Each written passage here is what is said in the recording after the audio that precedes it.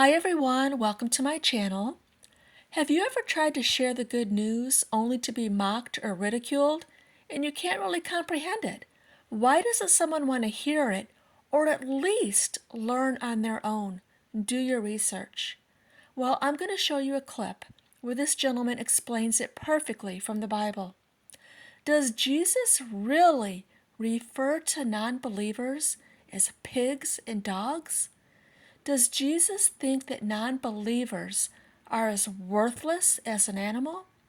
Watch this clip and then stay tuned to the end where I share my own recent experience.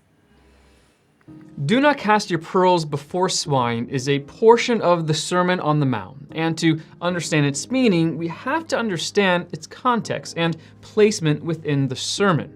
Christ had just finished instructing the crowd on judgment and reproof.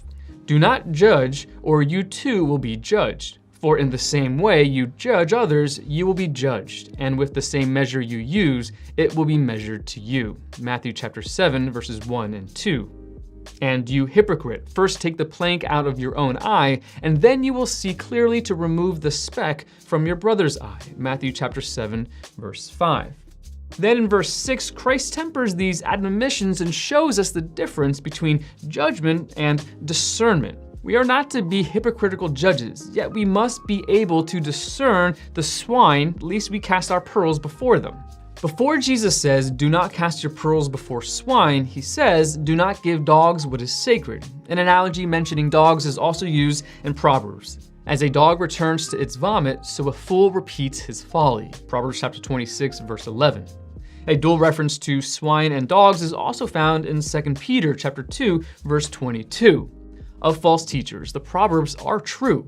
A dog returns to its vomit, and a sow that is washed goes back to her wallowing in the mud. In his sermon, Jesus uses dogs and pigs as representative of those who would ridicule, reject, and blaspheme the gospel once it is presented to them. We are not to expose the gospel of Jesus Christ to those who have no other purpose than to trample it and return to their own evil ways. Repeatedly sharing the gospel with someone who continually scoffs and ridicules Christ is like casting pearls before swine. We can identify such people through discernment, which is given in some measure to all Christians. 1 Corinthians chapter 2, verses 15 and 16. The command not to cast your pearls before swine does not mean we refrain from preaching the gospel. Jesus himself ate with and taught sinners and tax collectors, Matthew chapter 9, verse 10. In essence, the instruction in Matthew chapter 7, verse 6 is the same that Jesus gave to his disciples when he said, if anyone will not welcome you or listen to your words, shake the dust off your feet when you leave that home or town. Matthew chapter 10, verse 14. We are to share the gospel, but when it becomes apparent that the gospel is not welcome, we are to move on. We are responsible to share the good news. We are not responsible for people's response to the good news. Pigs don't appreciate pearls, and some people don't appreciate what Christ has done for them. Our job is not to force conversations or cram the gospel down people's throats. There's no sense in preaching the value of pearls to swine. Jesus' instruction to his apostles on how to handle rejection was to simply go elsewhere.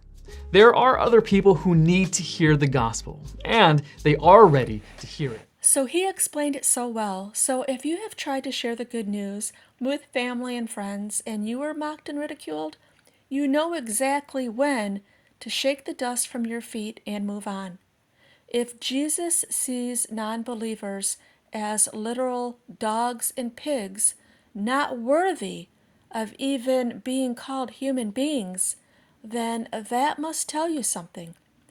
Now, there have been people in my life who have mocked God, and you're not going to do that in front of me because I will choose God every time. Don't mock God in front of me and expect me to come back and tell you more about the good news. You just keep that same energy because whether you believe it or not, you will be standing before God one day, and you can keep that energy and you can try to mock God in person. How's that sound? But I do have a sister who has lost all hope where she used to have hope. She is going through some serious health problems, may need heart surgery, And I told her, I was like, you're going to hear it. By the time I'm done with you, you're going to have your faith back. You have to know where to put your energy. This sister is not going to mock me. She's not going to ridicule me. She so wants to believe. She so wants to believe, but she doesn't right now. She has lost her faith. You can't lose your faith because you have a lot of bad things happen to you in your life. God never promised you an easy life. He promised you an easy afterlife. Do your research. But with that being said, God clearly refers to non-believers as pigs and dogs. What does that tell you? Thanks for watching. Bye.